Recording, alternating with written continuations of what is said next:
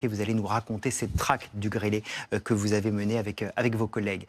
Denis Jacob, bonjour. Vous êtes secrétaire général du syndicat alternatif Police Nationale, ex-collègue de François Vérove, ex-policier. Vous l'avez rencontré, vous avez travaillé avec lui dans vos fonctions syndicales. Vous allez nous parler évidemment de lui. Et puis on est content d'avoir avec nous Stéphane Selamy. Bonjour Stéphane, grand reporter au service police-justice de BFM TV, auteur avec Brendan Kemet de la traque du grêlé. C'est chez Robert Laffont. Merci beaucoup Stéphane d'être avec nous. On commence par la maison, vous m'en voulez pas. Stéphane, donc on va commencer, on va reprendre avec vous le fil de cette histoire. La première grande affaire dans laquelle le grêlé va être identifié, c'est l'affaire Cécile Bloch. Elle est terrible cette affaire, autant que celle des suppliciés du Marais dont vous allez nous parler. Cécile Bloch, cette jeune enfant qui part à l'école et puis qui dans l'ascenseur tombe sur un homme. On ne sait pas encore que c'est le grêlé, on ne sait pas encore que c'est François Vérove. Qu'est-ce qui va lui arriver ? Nous sommes le 5 mai 1986, rue Petit, dans le 19e arrondissement. Et effectivement, cet enfant, Cécile Bloch, 11 ans, s'apprête à se rendre donc à son établissement scolaire, qui est tout proche, à 10 minutes de là. Et dans cet ascenseur, on comprendra ensuite qu'elle a rencontré le grêlé.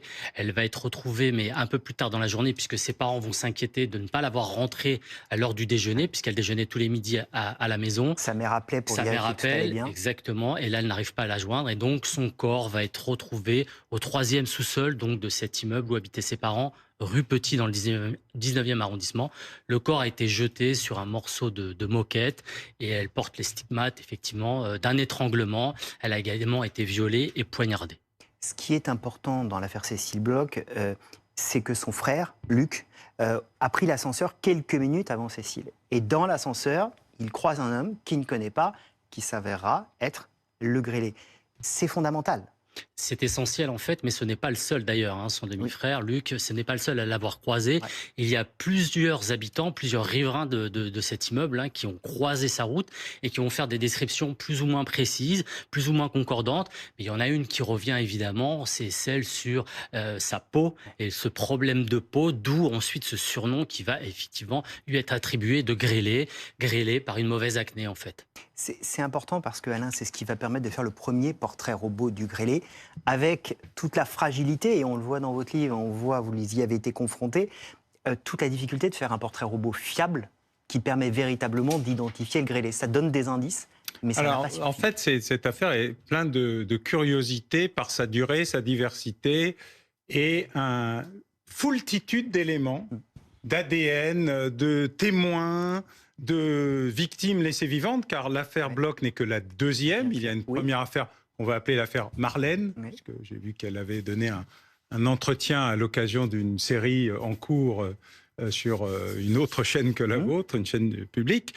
Et donc, on découvre à ce moment-là qu'il y a un mode opératoire, donc c'est en avril 86, un mois avant, on va dire que c'est le test initial, même opération, même ascenseur, même tentative, même viol, même tentative de meurtre qui échoue.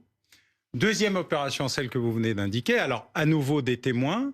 Là, un portrait robot, mais qui va être paradoxalement un portrait qui va égarer plus qu'il ne va préciser, à cause justement de ce grêlé qui va pendant très longtemps mettre dans un couloir les enquêteurs, alors même que, et on le voit sur les photos et la fin de sa vie, on ne peut pas dire que ça saute aux yeux. Et puis, vous allez avoir une diversité des opérations. Beaucoup d'enfants agressés, mais dans l'affaire Politi-Muller, des adultes avec une mise en scène, puis à nouveau des enfants, puis deux autres survivantes, dont une qu'il ne va, semble-t-il, même pas essayer d'assassiner, une interruption, 7 ans, alors on va sans rien. Vous voyez ce que je veux dire ? La diversité de cette affaire, la complexité de cette affaire, la durée de cette affaire, et l'innombrable monceau d'indices qui est laissé par le grêlé ou M. Vérove au fur et à mesure, sont des éléments parfaitement exceptionnels dans ce type d'affaires. On aura le groupe sanguin A positif du grêlé, l'ADN par la suite, et pourtant on ne l'arrête pas. Il y a cette affaire Cécile Bloch, la première aussi Marlène, vous avez raison, qui vit la même chose mais qui arrive à s'échapper. Et puis il y a ce qu'on a appelé, je vais reprendre l'expression, c'est celle de Patricia Touranchon, on peut la citer parce qu'elle a beaucoup travaillé sur cette affaire, les suppliciés du Marais. Ingard Müller est une jeune Allemande, elle a 20 ans, elle est jeune fille au père, dans la famille Politi, Gilles Politi, Anne-Marie Politi, si je ne me trompe pas, je parle sous le contrôle. Oui, tout à fait. Elles gardent leur enfant qui a 18 mois. et elle l'emmène à l'école tous les matins. Elle fait un peu de ménage à la maison. Les Politi lui louent un petit appartement, un petit studio rue de Sévigné. Eux vivent juste à côté. Et puis, un jour, elle vient et vous allez être appelé. Elle vient au travail, silence toute la journée. Madame Politi va rentrer le soir, va découvrir l'horreur. Elle va appeler la police. Vous faites partie de ceux qui vont arriver. À ce moment-là, qu'allez-vous voir dans cet appartement de la rue de Sévigné? Alors, cet appartement du Marais, de la rue Sainte-Croix de la Bretonnerie, se situe au dernier étage d'un petit immeuble tout à fait classique, un immeuble parisien, pas un immeuble ancien. Et au dernier étage, donc, il y a une porte palière qui débouche sur un appartement qui a été transformés. Enfin, ce sont des locaux qui ont été transformés. Et la particularité, c'est que les pièces s'enfilent les unes après les autres. Hein. En rentrant, on a la cuisine. Après, on a une espèce de salle de séjour. Puis, quand on continue, une sorte de couloir sur la gauche, on arrive dans une chambre qui est la chambre de l'enfant. Donc, ces lieux, nous, quand on arrive, sont déjà occupés par... on a la présence des forces de police, oui, des policiers qui ont été appelés, les policiers du commissariat, et l'identité judiciaire, le procureur de la République, voilà. Et je pénètre, moi, dans cet appartement, qui n'est pas spécialement en désordre à l'entrée. Là, quand on rentre, bon, tout semble normal. La première chose qu'on voit, c'est le mari, donc l'homme de la maison, qui est sur un lit, à plat ventre sur un lit, avec les bras retenus dans le dos par des liens qui ont été mis, avec une sorte de garrot qui resserre les liens. Il semble, comment dire, dans une position recroquevillée, mais dans l'autre sens, ce qu'on a appelé la gondole, hein, avec ça, voilà, la forme de la gondole, c'est-à-dire les mains attachées dans le dos, reliées aux pieds, voilà, avec le tisonnier de la maison qui a permis de resserrer avec un nœud coulant autour qui resserre les liens, et on voit tout de suite, bon, qu'il est mort par étranglement. On le suppose. Bon, après, il faut attendre, bien sûr, l'autopsie, les résultats de l'autopsie. Il présente des traces de brûlure. On a un couteau de cuisine à côté aussi. Bon, c'est une scène qui sent la... Enfin, on voit qu'il y a la signature d'un acte pervers, hein, dans cette la position dans laquelle on le trouve. Ça, c'est le mari. Donc, si on continue, on rentre dans la chambre de la gamine, et là, on aperçoit cette jeune fille au père qui est quasiment crucifiée. Enfin, elle est les mains attachées sur le montant supérieur. Schéma qui a été refait. Oui. Sur le montant supérieur d'un lit superposé. Elle aussi elle a des liens qui lui enserrent le cou, et elle semble avoir été étranglée. On note qu'il y a des traces de sang également, comme des coups de couteau qui ont été portés, des petits coups de couteau qui ont été portés sur elle, et sur les montants du lit aussi, on trouve. Donc quelques gouttes de sang, mais qui ne sont pas à l'origine. Là encore, quand on arrive, vraisemblablement pas à l'origine de la mort. La strangulation semble la thèse la plus plausible. Les scènes de crime sont terribles, vous nous le racontez, et on le comprend bien. C'est un des marqueurs du grêlé, c'est le sadisme. Oui, mais celle-là est particulière dans son parcours. Partout ailleurs, il y a le sadisme, oui, mais il n'y a pas la mise en scène. Oui.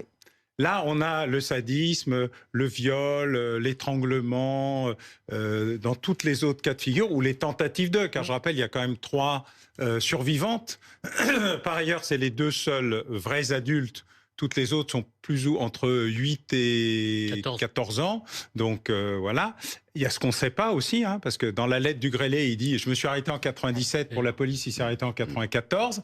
Il y a 3 années mystérieuses sur lesquelles je ne sais pas si des progrès ont eu lieu, mais en tout cas, il y a une interrogation. Il y a 31 affaires qui auraient pu lui être attribuées, dont 9 meurtres, mais 22 qui ne seraient que des viols. Enfin, on sent bien que tout va. Mais celle-là, elle est totalement atypique dans son parcours. Parce qu'il y a cette mise en scène qui arrive juste un an après l'affaire Bloch et qui est quelque chose de totalement à part, où on ne sait pas s'il est en expérimentation, y compris dans ce qu'il explique dans sa lettre, parce qu'il a été victime dans sa jeunesse et qu'il avait besoin de se défouler et de gérer ses pulsions. Il tente de gérer des pulsions avec autre chose que l'assassinat ou le viol de très jeunes filles. On sent bien qu'il y a quelque chose de très particulier dans cette affaire, d'autant qu'il est censé être, formellement, d'après l'enquête, l'amant légitime, sous un nom Élie, je ne sais plus quoi, Élie Lorin, voilà, de la jeune fille en question. Mais il y a quand même une période blanche dans sa vie, hein, comme Francis Holm, Fourniret, Émile Louis et tout un tas d'autres. Est-ce que ça peut avoir existé pour vous? Est-ce que pendant un temps, il a pu s'arrêter? C'est compliqué à dire. Il va redevenir policier. Denis va nous le raconter tout à l'heure, Denis Jacob. C'est ce qu'il a dit. Enfin, en tout cas, il dit qu'effectivement... Ils le disent tous, hein. Oui, mais lui, il le dit dans sa lettre d'adieu, d'ailleurs, qui est assez marquante. On peut en citer quelques extraits. Quand, en fait, il est découvert, puisqu'il s'est suicidé, finalement, puisqu'il sait qu'il a été identifié, il laisse cette lettre derrière lui qui dit « Ma chérie, je vais t'expliquer pourquoi j'ai dû partir. Tu m'as connu en 1984, jeune gendarme. Tu avais pu déjà déceler quelques difficultés que je cachais. En fait, je traînais une rage folle qui a fait de moi un animal.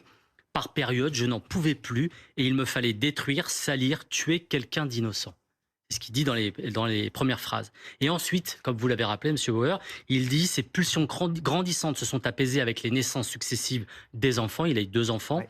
Mais ce n'est qu'en 1997 que j'ai pu être libéré de ces profondes obsessions. Que s'est-il passé entre 1994 et 1997 Le dernier fait qu'on lui attribue, formellement, c'est 1994, un viol sur une jeune fille de 14 ans à Saclay dans l'Essonne. On va revenir sur sa traque, le suicide et la fin du grêlé. Mais avant cela, une fois qu'on a dit tout ça de lui, vous l'avez eu en face de vous.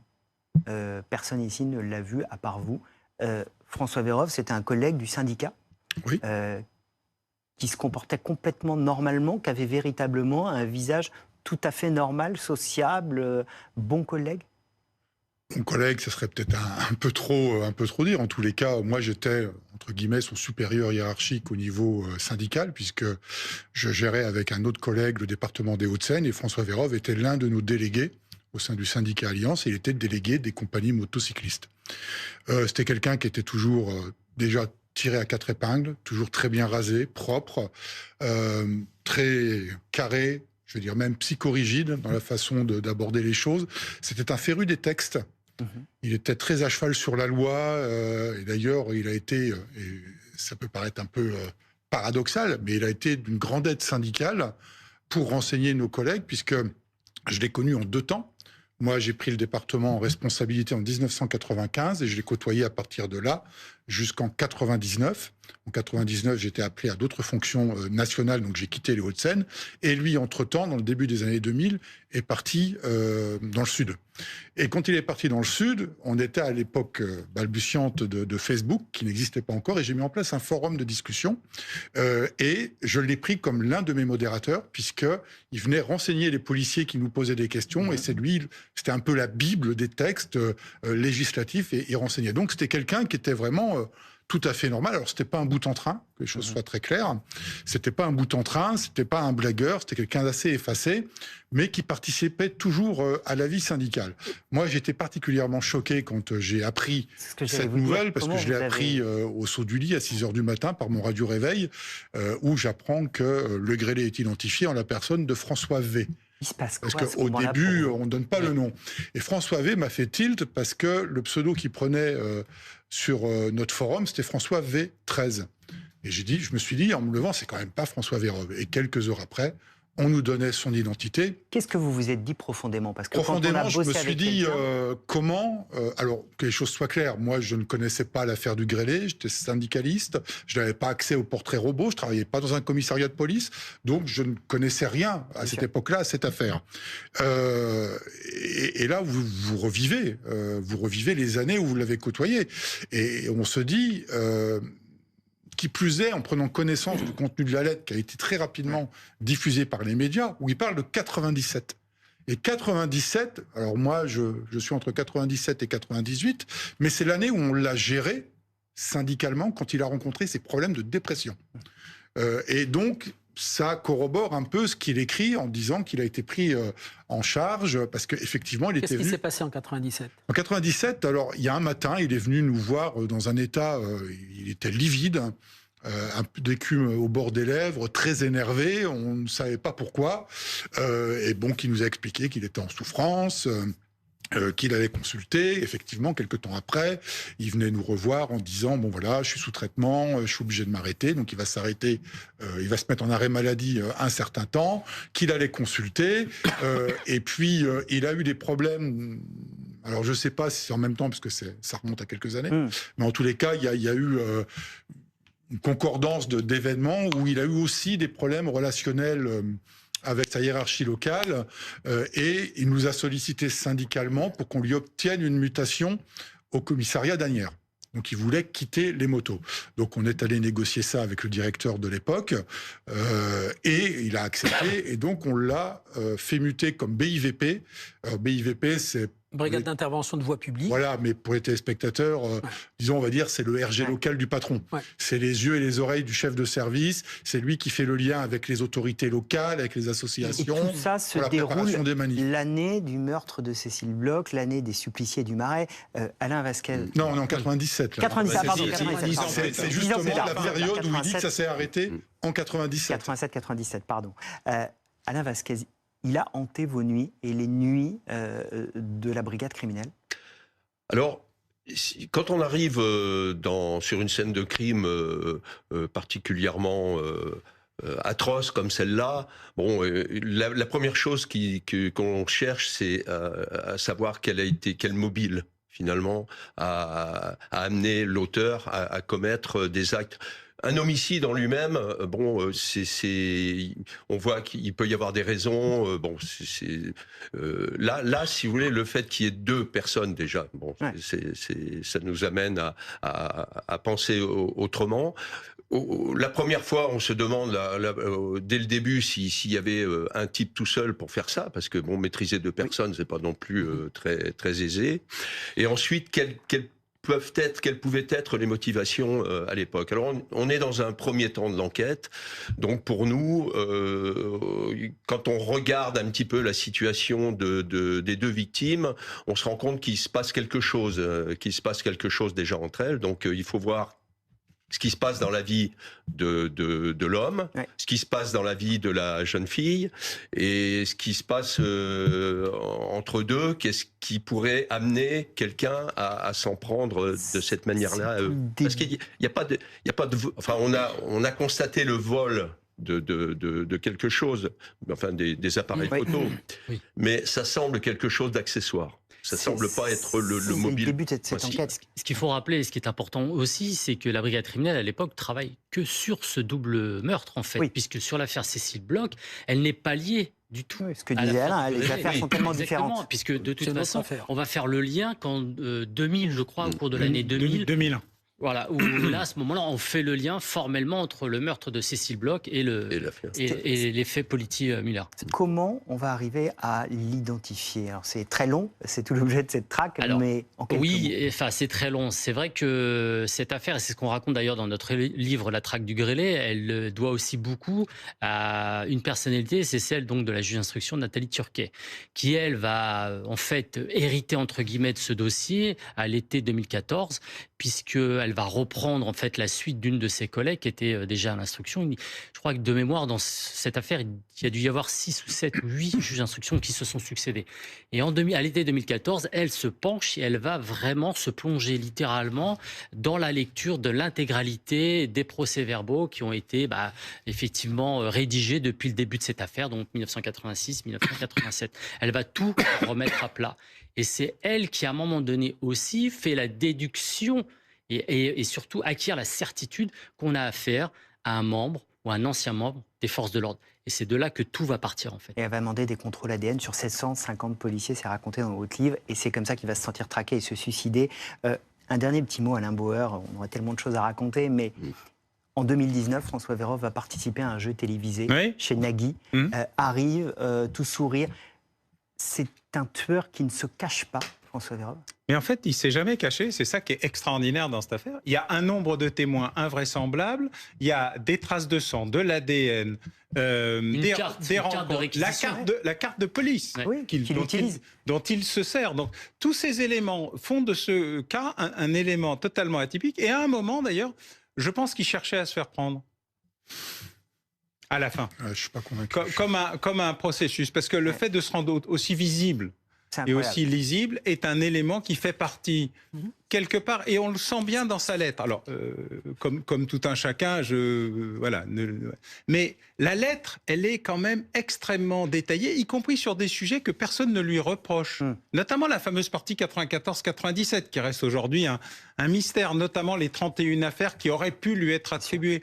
Mais l'idée de se montrer, c'est aussi un test qui est soit une provocation, soit venez me chercher. C'est fascinant et frappant. Un mot. Très, très rapidement. Moi, mon intime conviction, c'est qu'il avait cloisonné, son cerveau était cloisonné, et qu'on avait affaire à plusieurs personnalités.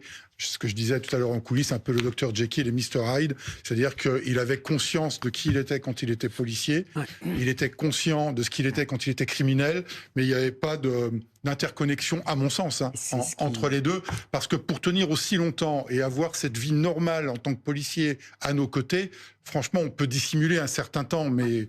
Policier, père de famille... Il avait un rupteur dans le cerveau. Et qu'il est parti avec ses mystères. Merci beaucoup, c'était passionnant de vous entendre tous sur cette affaire. On se donne